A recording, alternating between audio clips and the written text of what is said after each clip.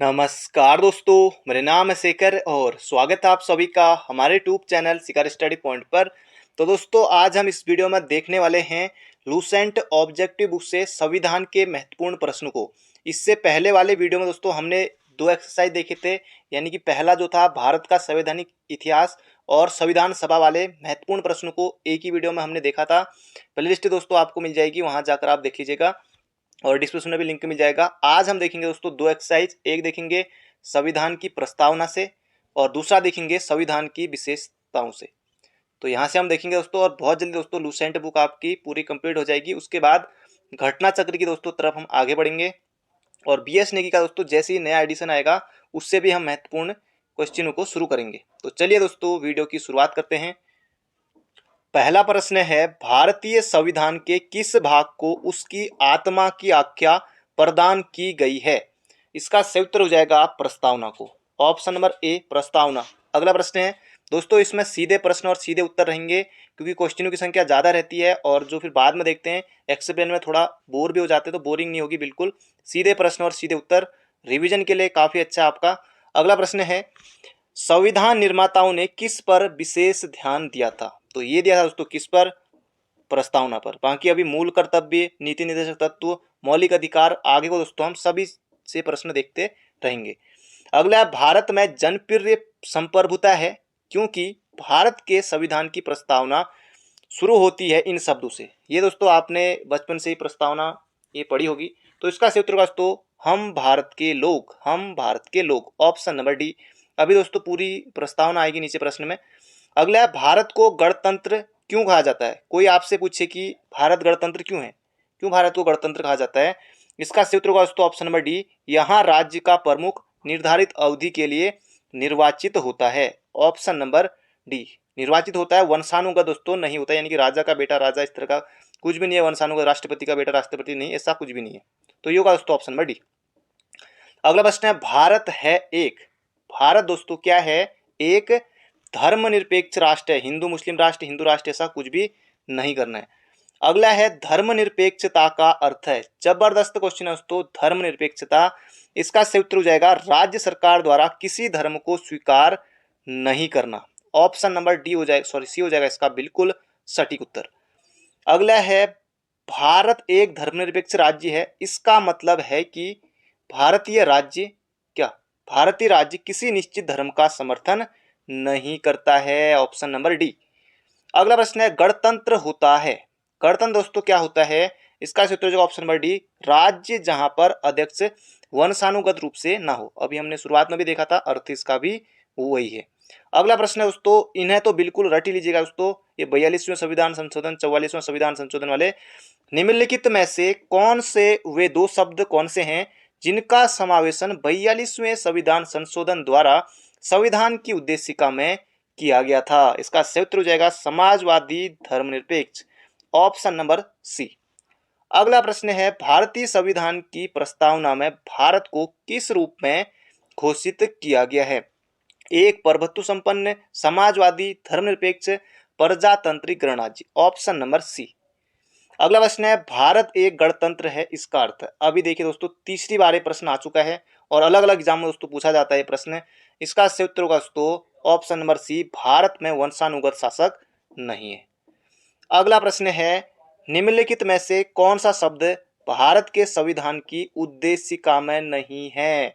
इसका सही उत्तर होगा दोस्तों लोक कल्याण नहीं है। बाकी ये तीन शब्द दोस्तों जरूर याद रखना आपको, समाजवादी, प्रभुत्व संपन्न, पंथ निरपेक्ष, तो इन्हें तो याद रखिएगा, लोक कल्याण नहीं है। अगला, कल्याणकारी राज्य का अर्थ होता है, ये आपको यहाँ पर बताना है। ये हो जाएगा दोस्तों कमजोर वर्गों के लोगों का कल्याण का प्रबंध करना। अगला है, भारत को एक गणराज्य के रूप में माना जाता है क्योंकि? चौथी बार ये प्रश्न आ रहा है। उत्तर इसका क्या होगा? राज्याध्यक्ष का चुनाव होता है हर बार, अलग अलग तरीके से प्रश्न वही है, बाकी अलग अलग तरीके से पूछा गया है। अगला है, भारतीय संविधान की प्रस्तावना के सिलसिले में निम्नलिखित में से कौन से क्रम में सही है? सार्वभौम, सत्ता संपन्न, समाजवादी, पंथनिरपेक्ष, जनवादी, गणतंत्र। Option number D. अगला प्रश्न है, संविधान की प्रस्तावना पर प्रयुक्त शब्द सेकुलर का अर्थ है। जबरदस्त क्वेश्चन है दोस्तों, सेकुलर का क्या अर्थ होगा? सभी नागरिकों को धर्म एवं उपासना की स्वतंत्रता, उसको ऐसा बिल्कुल ये ऑप्शन नहीं है। इसका सही उत्तर हो जाएगा ऑप्शन नंबर ए। यही है दोस्तों, सभी नागरिकों को धर्म या उपासना की स्वतंत्रता। ये इसका सही उत्तर है। आपको लगा होगा कि ये नहीं है। इसका सही उत्तर दोस्तों ऑप्शन नंबर ए। अगला प्रश्न है, शब्द धर्मनिरपेक्ष सेकुलर भारत के संविधान की प्रस्ताव में जोड़ा गया, इसके विषय में निम्नलिखित कथनों में से कौन सा सही है? कौन सा सही है दोस्तों? धर्मनिरपेक्ष दोस्तों ये 1976 में जोड़ा गया था, बिल्कुल सही है। 44वें संविधान द्वारा दोस्तों नहीं जोड़ा गया था। 42वें संविधान संशोधन 1976 के द्वारा जोड़ा गया था, क्योंकि 1976 में हुआ था 42वां संविधान संशोधन, 44वां वाला हुआ था 1978 में। और यहाँ पर है मूल संविधान में, अगर मूल प्रस्तावना में होता तो ये फिर जोड़ा ही क्यों जाता, है ना। इसका उत्तर तो ऑप्शन नंबर ए और 3, यानी कि ऑप्शन नंबर बी। अगला प्रश्न है, भारतीय संविधान की प्रस्तावना में लिखित हम भारत के लोग we the people of India का अर्थ निकलता है। तो इसका सही उत्तर होगा दोस्तों, संविधान का निर्माण भारत की जनता द्वारा हुआ है। अगला समाजवाद का अर्थ है। तो समाजवाद का अर्थ क्या है? तो सामाजिक न्याय है। अगला प्रश्न है, 42वें संविधान संशोधन द्वारा प्रस्तावना में निम्नलिखित में से कौन सा शब्द जोड़ा गया? जबरदस्त क्वेश्चन, तो समाजवाद। अगला प्रश्न है, भारतीय संविधान की आत्मा किसे कहा गया? याद रखिएगा दोस्तों, महत्वपूर्ण है। उपयुक्त सभी करेंगे या फिर आप करेंगे सिर्फ प्रस्तावना के या मूल अधिकार को? ये होगा दोस्तों प्रस्तावना। अगला प्रश्न है, भारत में लौकिक सार्वभौमिकता है क्योंकि संविधान की प्रस्तावना प्रारंभ होती है। दूसरी बार हम इस प्रश्न को भी देख रहे हैं, हम भारत के लोग शब्दों से। अगला प्रश्न है, भारतीय संविधान की प्रस्तावना पर किस क्रांति का प्रभाव नहीं झलकता? दोस्तों बहुत ज्यादा महत्वपूर्ण प्रश्न है। फ्रांसीसी क्रांति कब हुई थी? 1789 में। अमेरिका क्रांति कब हुई थी? 1776 में, इसका भी झलकता है। बोल्शेविक क्रांति कब हुई थी? 1917 में, ये भी झलकता है। तो चीन की क्रांति का दोस्तों नहीं झलकता, ऑप्शन नंबर डी 1912, चीन की क्रांति 1912।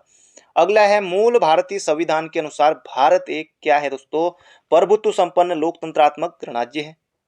अगला प्रश्न है, संविधान के अंतर्गत भारतीय लोकतंत्र के आदर्शों को हम कहाँ देख सकते हैं दोस्तों? ये देख सकते हैं हम प्रस्तावना में देख सकते हैं।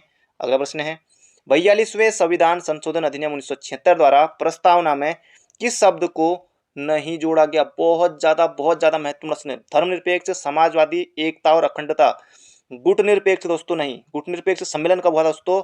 1961 में हुआ था, याद रखिएगा। अगला प्रश्न है, भारतीय संविधान की प्रस्तावना के बारे में कौन सा कथन सही है? इनमें से आपको बताना है कौन सा। समाजवादी, धर्मनिरपेक्ष शब्द 1950 में नहीं, संविधान के अंग बिल्कुल नहीं थे, ये तो जोड़े गए 1976 में। उक्त शब्द 1976 में जोड़े गए, देखिए सही है। आगे बढ़ते हैं, कोई दिक्कत नहीं है। भारतीय संविधान ने किस प्रकार के लोकतंत्र को अपनाया है? दोस्तों ये अपनाया लोकतांत्रिक गणतंत्र। अगला प्रश्न है, भारतीय संविधान की प्रस्तावना वर्णित लोकतंत्र को किस रूप में स्वीकारा गया है? दोस्तों ये राजनीतिक राजतंत्र, सामाजिक राजतंत्र, आर्थिक लोकतंत्र, ये भी सही, ऑप्शन नंबर डी सभी सही हैं।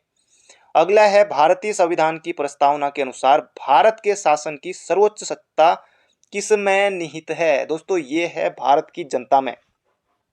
अगला प्रश्न है, भारत की संप्रभुता, एकता और अखंडता को अक्षुण्ण बनाए रखने तथा उसकी रक्षा करने का प्रावधान किया गया है। दोस्तों ये किया गया है प्रस्तावना में। अगला प्रश्न है, भारतीय संविधान की प्रस्तावना में जिन आदर्शों एवं उद्देश्यों की रूपरेखा दी गई है उनकी आगे व्याख्या की गई है। दोस्तों ये की गई है मूल अधिकार में, राज्य के नीति निर्देश सिद्धांतों एवं मूल कर्तव्यों में। अगला प्रश्न है, संविधान सभा में प्रस्तुत उद्देश्य प्रस्ताव में अभिव्यक्ति विचार को भारतीय संविधान के किस भाग में पूर्णतः शामिल किया गया है? दोस्तों ये किस भाग में किया गया है? तो प्रस्तावना में किया गया है। अगला प्रश्न है, भारतीय संविधान की प्रस्तावना से क्या स्पष्ट नहीं होता है? दोस्तों इसका सही उत्तर हो जाएगा संविधान के लागू करने की तिथि। अगला प्रश्न है, निम्नलिखित में से किन उद्देश्यों को भारतीय संविधान में उद्घोषित नहीं करता है? दोस्तों ये नहीं करता है अंतर्राष्ट्रीय शांति और सुरक्षा की अभिवृद्धि। बाकी दोस्तों ये सभी हैं, सामाजिक न्याय, आर्थिक राजनीतिक न्याय, सामाजिक आर्थिक और राजनीतिक न्याय, विचार, अभिव्यक्ति, विश्वास, धर्म और उपासना की स्वतंत्रता, प्रतिष्ठा और अवसर की समता। दोस्तों ये सभी हैं। इसका सही उत्तर हो जाएगा ऑप्शन नंबर डी।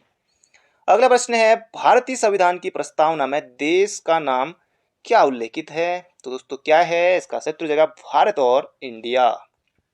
अगला प्रश्न है दोस्तों, बिल्कुल आपको मजा आ रहा होगा, अभी तक लाइक नहीं किया है तो एक लाइक जरूर से कर दीजिए और अंत तक जरूर से देखिएगा दोस्तों। अगला प्रश्न है, भारतीय संविधान किसके द्वारा स्वीकृत है? तो इसका सही उत्तर हो जाएगा भारत की जनता द्वारा। अगला प्रश्न है, भारत की संप्रभुता किस में निहित है? तो किस में निहित है? भारत की जनता में। अगला प्रश्न है भारतीय संविधान को संविधान सभा द्वारा अंगीकृत किया गया कब दोस्तों? स्वीकार अंगीकृत किया गया तो 26 नवंबर 1949 को। अगला प्रश्न है भारत का संविधान पूर्ण रूप से तैयार हुआ कब हुआ था दोस्तों? 26 नवंबर 1949 को। देखिए रिवीजन हो रहा है। भारत का संविधान कब अंगीकार किया गया? इसका अर्थ भी वही है, कोई दूसरा अर्थ नहीं है, तीसरी बार देख रहे हैं 26 नवंबर 1949 को। अगला है निम्नलिखित में से किस तिथि को भारतीय संविधान लागू किया गया? अब यहाँ पर उत्तर बदल जाएगा 26 जनवरी 1950 को, इसी दिन तो गणतंत्र दिवस मनाते हैं।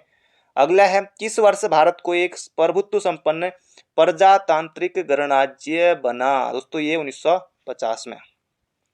अगला है संविधान के उद्देश्य का प्रस्तावना का संशोधन कितनी बार किया गया? दोस्तों एक ही बार किया गया है। अगला प्रश्न है भारत के संविधान की प्रस्तावना में प्रथम संशोधन कब किया गया? दोस्तों ये हो जाएगा 1976 में 42वें संविधान संशोधन के द्वारा। अब दोस्तों ये यहाँ पर पूरी ये प्रस्तावना यहाँ पर दी हुई है, हम भारत के लोग। अब दोस्तों मैं इतना पूरा नहीं पढ़ूंगा, ये दोस्तों कब है ये आपने बचपन से पढ़ा होगा, तो 26 नवंबर 1949 दोस्तों इसका सही उत्तर हो जाएगा। इस पर यहाँ ये डेट है और दोस्तों यूपीएससी में पहले पूछा ये गया था, बाकी बचपन से आपने पढ़ा होगा, इसे आप पढ़ लीजिएगा। यह है दोस्तों पूरा पढ़ लीजिएगा। अगला प्रश्न है भारत की संविधान की प्रस्तावना द्वारा भारतीय नागरिकों को निम्न में से कौन सा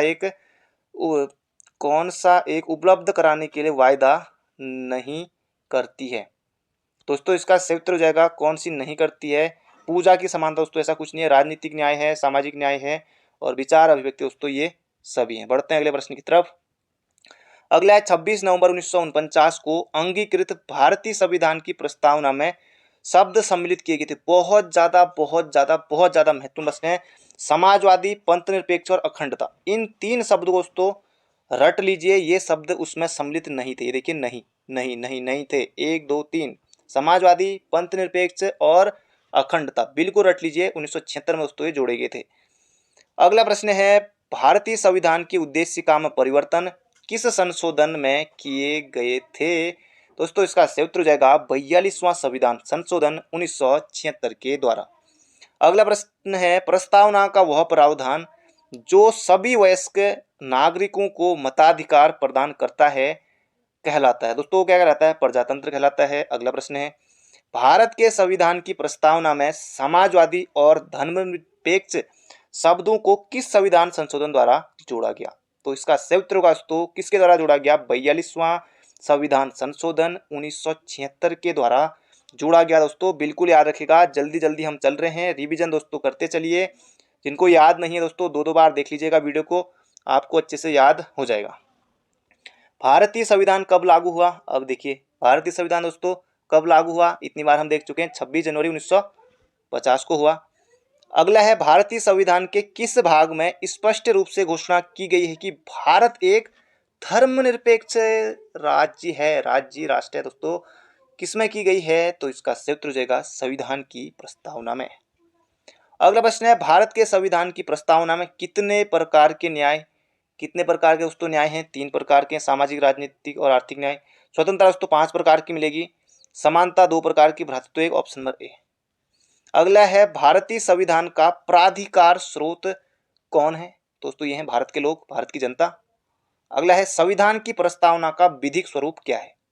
तो इसका सूत्र दोस्तों यह है लागू नहीं किया जा सकता।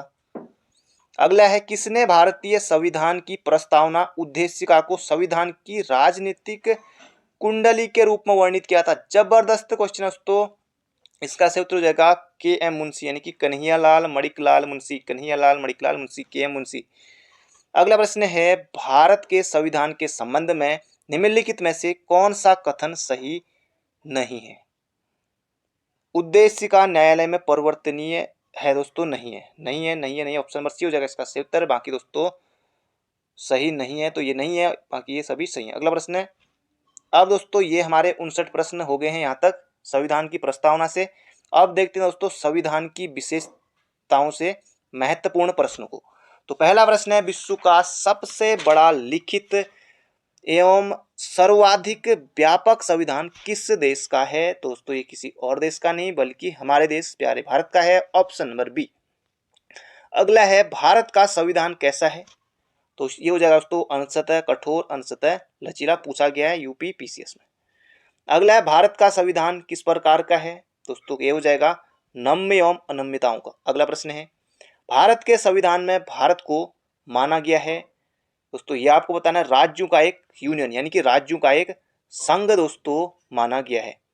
अगला प्रश्न है भारत एक धर्मनिरपेक्ष देश है, धर्मनिरपेक्ष राष्ट्र है, इसका तात्पर्य क्या है? अभी हमने देखा था कि उसका राज्य स्तर पर कोई धर्म नहीं है, हिंदू मुस्लिम ऐसा कुछ भी नहीं है। अगला प्रश्न है निम्नलिखित कथनों में से कौन सही है?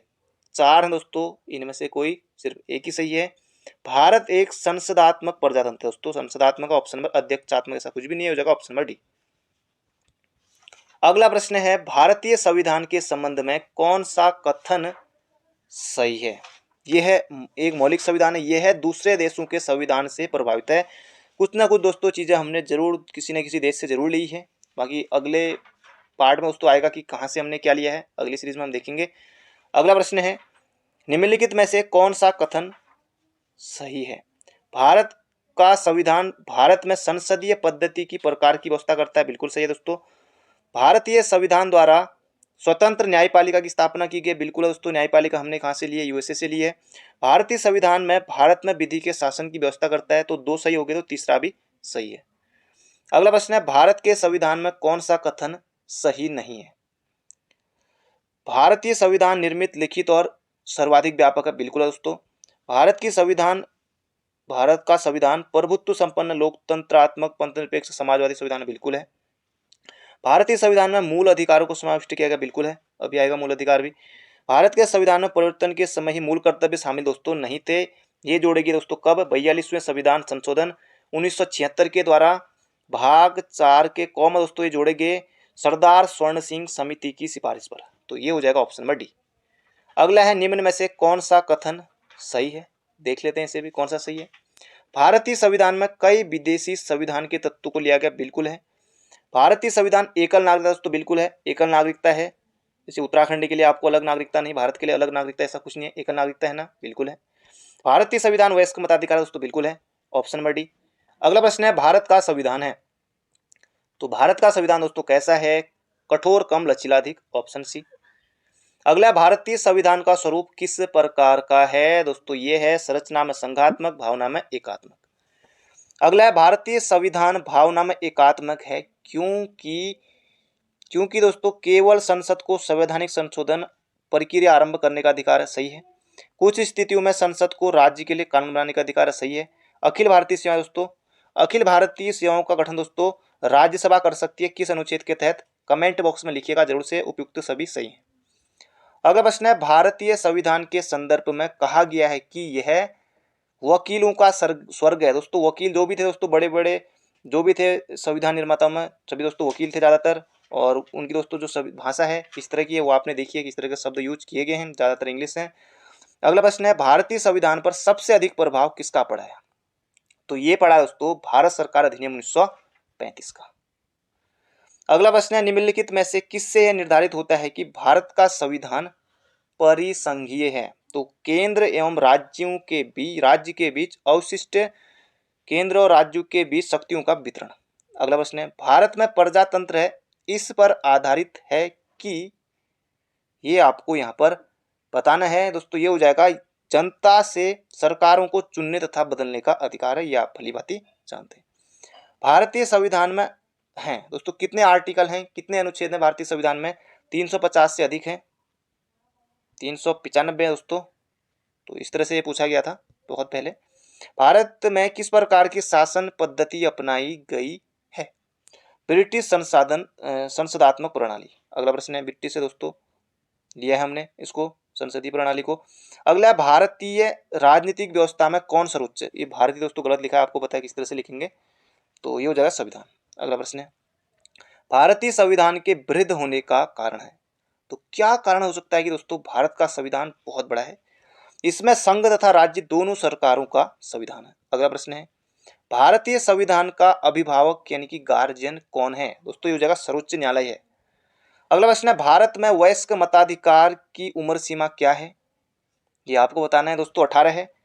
किस संविधान संशोधन के द्वारा 21 से घटाकर 18 की गई दोस्तों मत देने की आयु कमेंट बॉक्स में आपको लिखना है कौन सा संविधान संशोधन था दोस्तों, ये आपको कमेंट बॉक्स में लिखना है। जो भी पढ़ने वाले हैं, अच्छे से तैयारी करने वाले हैं, आप कमेंट बॉक्स में लिख दीजिएगा। अगला है भारतीय संघीय व्यवस्था की विशेषता है दोस्तों, इसका सही उत्तर हो जाएगा संविधान की सर्वोच्चता। अगला प्रश्न है भारत के संविधान में संघीय शब्द की जगह किन शब्दों को स्थान दिया गया है दोस्तों, राज्यों का संघ, भारत राज्यों का संघ है।